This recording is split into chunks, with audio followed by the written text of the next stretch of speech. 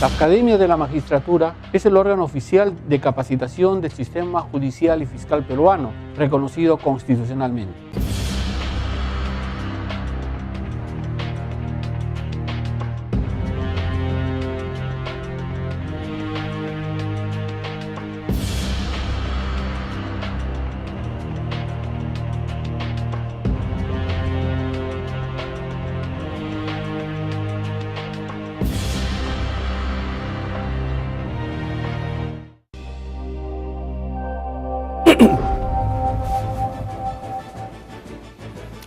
Bienvenidos a Referente Jurídico, programa producido por la Academia de la Magistratura de la República del Perú.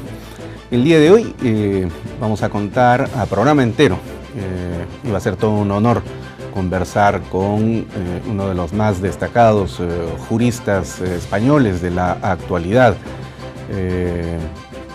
discípulo del gran maestro del derecho penal Günther Jacobs, y quien con su labor publicista y de conferencista de talla internacional ha venido difundiendo las ventajas y bondades epistemológicas de las nuevas tendencias funcionalistas del derecho penal contemporáneo. Me estoy refiriendo al profesor Miguel Polaino Orts, quien cursó estudios de Derecho en la Universidad de Sevilla, su ciudad natal, Andalucía, en España. Es magíster Juris Comparativi por la Universidad de Bonn, donde cursó estudios en el Seminario de Filosofía y Derecho bajo la dirección del ya citado gran maestro Günther Jacobs, y es doctor en Derecho también por su alma mater, la Universidad Hispalense, la Universidad de Sevilla. Con mucho agrado vamos a dar la más cordial bienvenida al doctor Miguel Polaino Orts, a Referente Jurídico. Muchas gracias, querido Luis. Me has hecho una presentación excesivamente generosa. Esto es un poco arriesgado porque se corre el riesgo ahora a continuación de únicamente defraudar las expectativas después de esta tan generosa presentación. En todo caso te lo agradezco mucho, lo debo o lo atribuyo más a la amistad que realmente a méritos realmente objetivos. No, en realidad para nosotros es todo un gusto tenerte aquí en el programa, Miguel. Sabemos de tus cualidades no solamente académicas y profesionales, sino también al mismo tiempo de ese don de persona y de gente que lo demuestras permanentemente. Bueno, vamos a hablar de derecho penal, que es un tema recurrente en las frecuentes reuniones que solemos tener cada vez que vienes al Perú y cada vez que nos encontramos también fuera del país. Creo que lo primero que deberíamos nosotros abordar para poder lograr que nuestro público que nos está viendo en este momento, y que no necesariamente son todos versados y formados en derecho, sino ciudadanos interesados por temas de esta naturaleza, es el comenzar por tratar de definir qué cosa es el derecho penal. ¿A qué le llamamos derecho penal? Bueno, es una pregunta evidentemente muy amplia. Yo me mostré desde un inicio interés por esta disciplina precisamente por las características que la adornan. El derecho penal es un derecho de contrastes, ¿no? También lo son algunos otros sectores del ordenamiento jurídico, pero en el derecho penal quizás se pone de manifiesto de manera más notoria, ¿no?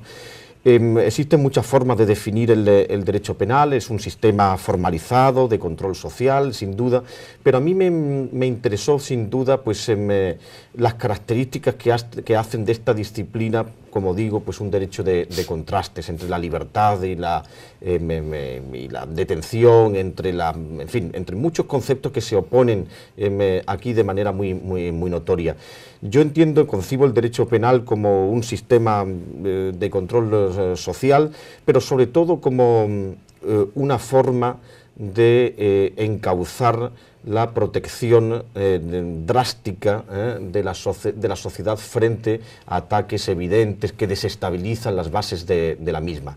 Y en este sentido, pues desde el punto de vista funcionalista, como tú sabes, pues me concibo pues la relación que existe entre la norma y la sociedad, entre el derecho y la sociedad. Esto lo ha puesto de manifiesto de manera muy clara el funcionalismo, no de manera exclusiva, sin duda, ¿no? Ya desde la época del derecho romano se resaltaba esta vinculación, ¿no? Los romanos decían, por ejemplo, ubi societas ibi ius, ¿no? Que significa donde hay sociedad hay derecho, pero significa también otra cosa más importante todavía. Así como sea la sociedad, así será el derecho. Correcto. Es decir, no solamente una cuestión causal, donde hay sociedad, hay derecho, sino una cuestión de interrelación mutua. A esa interrelación me refiero yo en la relación que existe como entre derecho y sociedad. Existe una interrelación entre estos dos conceptos de manera evidente, ¿no?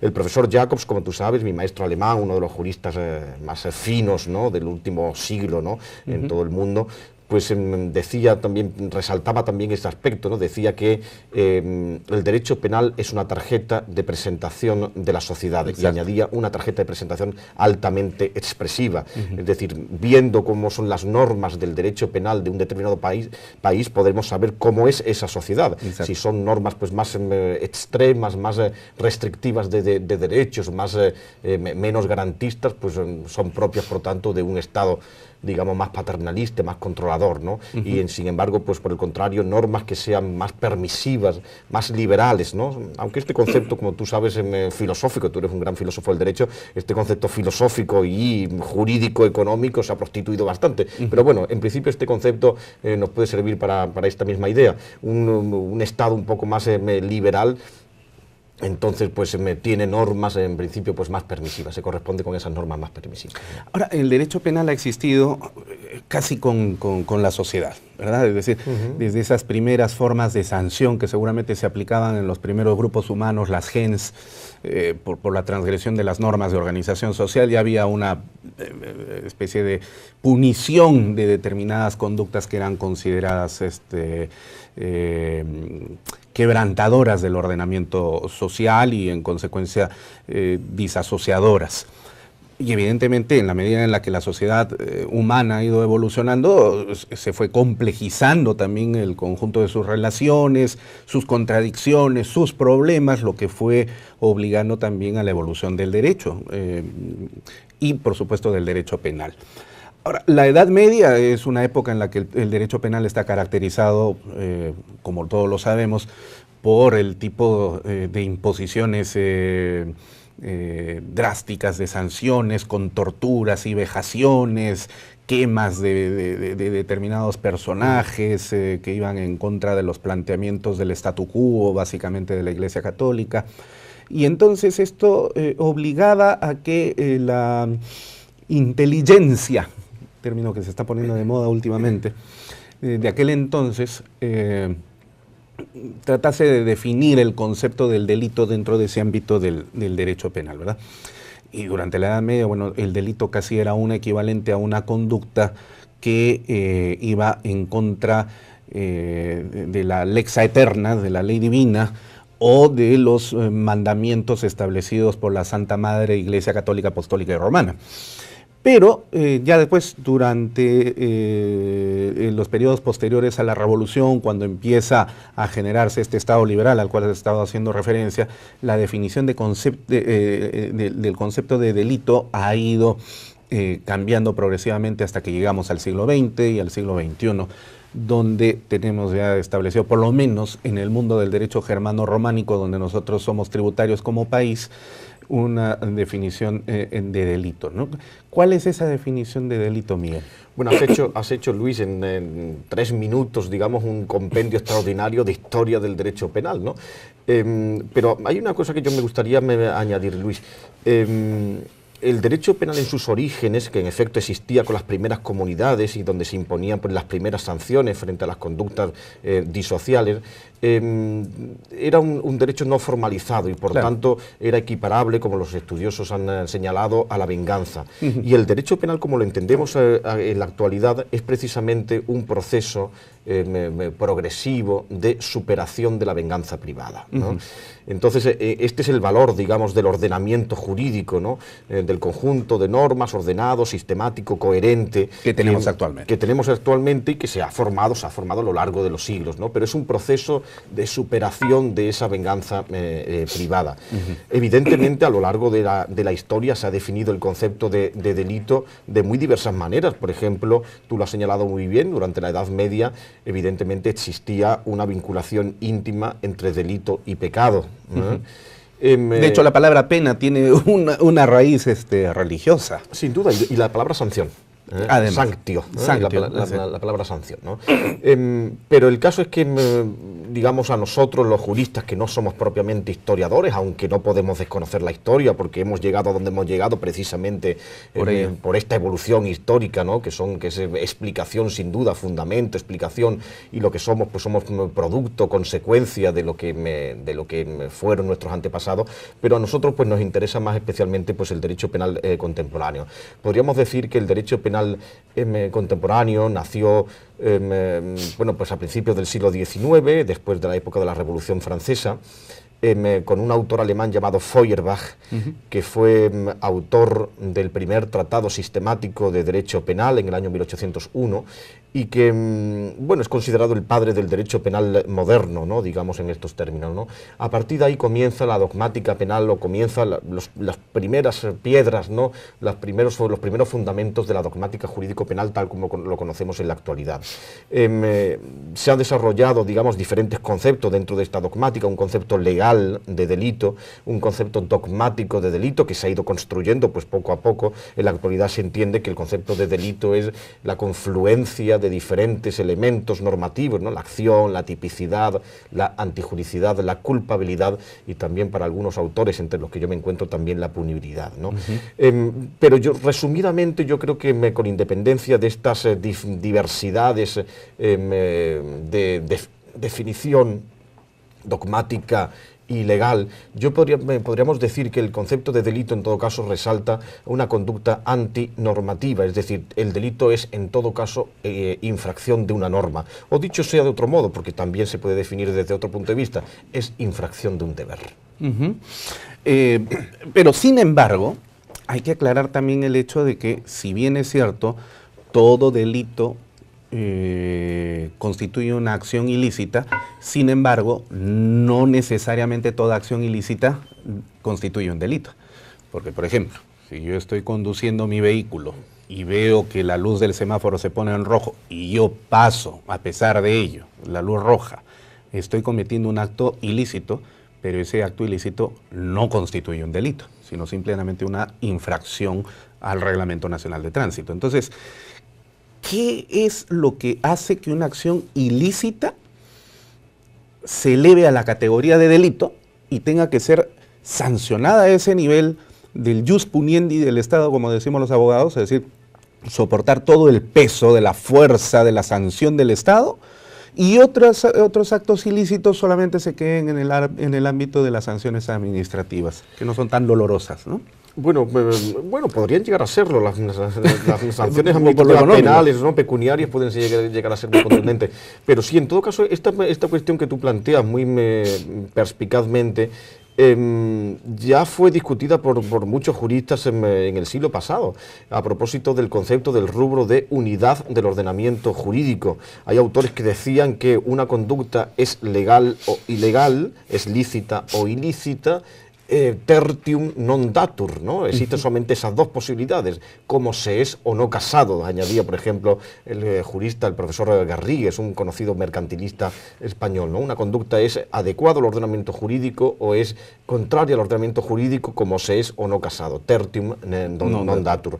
Pero ciertamente existen, como tú has mencionado, diferentes ámbitos, diferentes sectores dentro del ordenamiento jurídico, y existen a veces con un nombre diferente, ilícito civil, injusto penal, por ejemplo, ¿no?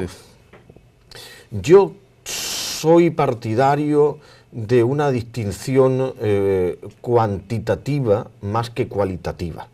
Y yo creo que no tanto por una opción personal, sino un poco por la observación de la norma en la realidad. Encontramos en nuestros códigos penales multitud de conductas que ahora son delictivas y que hace no más de 2, 3, 4 años eran ilícitos administrativos y que han sido ahora elevados a la categoría de delito. Y sin embargo, pues, no ha mutado, digamos, la naturaleza jurídica de la conducta. Piensa, por ejemplo, en las conductas en el tráfico viario, en el tráfico vial, ¿no? Sí. Que tú acabas de mencionar. Precisamente muchas de esas conductas se convierten en conductas delictivas y dejan de ser, por tanto, ilícitos administrativos. ¿Cuál es la diferencia que existe realmente entre esa conducta? En muchas ocasiones se trata de una elevación, digamos, un tanto arbitraria, en la medida en que estas conductas realmente no tienen un contenido de injusto penal suficiente, bastante, ¿no? Por ejemplo, en el Código Penal español existe desde hace unos años el delito de conducción sin carnet de conducir válido, vigente.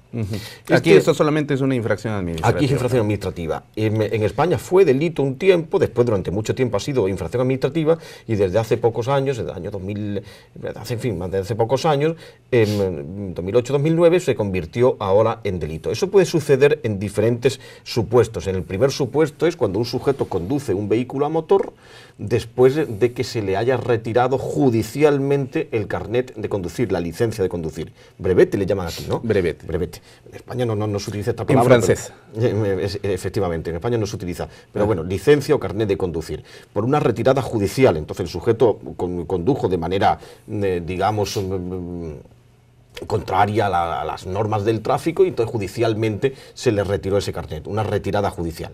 También en segundo lugar, cuando el sujeto conduce, por ejemplo, el vehículo a motor, después de que se le haya retirado administrativamente, no judicialmente, sino administrativamente, los puntos del carnet y por tanto no podía utilizar durante ese lapso temporal pues esa licencia o carnet de conducir. Y finalmente, también cuando el sujeto jamás obtuvo la licencia de conducir. El sujeto que no realiza el examen, el procedimiento normal para la obtención del carnet y que a pesar de eso conduce. Esto es también una conducta delictiva, es una modalidad también del delito de conducción sin carnet vigente. Se trata de un delito contra la seguridad vial, cuyo bien jurídico, dice la doctrina mayoritaria, es la seguridad vial. Pero en este caso, el sujeto comete el delito automáticamente cuando conduce sin el carnet válido, sin la posesión, sin estar en posesión del teniéndolo, carnet. pero no portándolo. No habiéndolo obtenido nunca. Okay, no habiéndolo correcto. obtenido nunca. El sujeto, por ejemplo, yo no tengo carnet de conducir carro, vehículo, únicamente una motocicleta pequeñita, que es la única que utilizo en Sevilla, como tú sabes, ¿no? Pero imagínate que yo condujera pues un vehículo a motor, tu vehículo me lo prestas, ¿no? Y yo conduzco tu vehículo a motor sin haber obtenido nunca el carnet de conducir. Es posible que yo sea un magnífico conductor, es posible que yo sea muy respetuoso con las normas del tráfico, que jamás haya superado la velocidad permitida, que nunca haya aparcado pues en un lugar incorrecto, etcétera, etcétera. ¿Dónde está la generación de mi inseguridad vial? ¿Por qué mi conducta es una conducta de inseguridad vial? ¿Por qué es un delito contra la seguridad vial? Realmente el concepto de inseguridad aquí no se produce, es meramente imaginado. El profesor Torío, un gran penalista que yo admiré, fallecido hace un año, ¿no?, en España, catedrático de la Universidad de Valladolid y uno de los grandes maestros españoles, llamaría a esto delito de peligro hipotético. Frente a los delitos de peligro abstracto y peligro concreto, donde el peligro es abstracto o concreto, pero real, en los casos de delito de peligro hipotético, el peligro no existe. Únicamente es una mera suposición del legislador. Que afecta bienes jurídicos. Y justamente de ese tema vamos a hablar ahora en el segundo bloque. Si nos permite, vamos a hacer una pausa comercial. ¿Correcto? Vamos entonces a hacer un corte comercial aquí y ya regresamos en Referente Jurídico.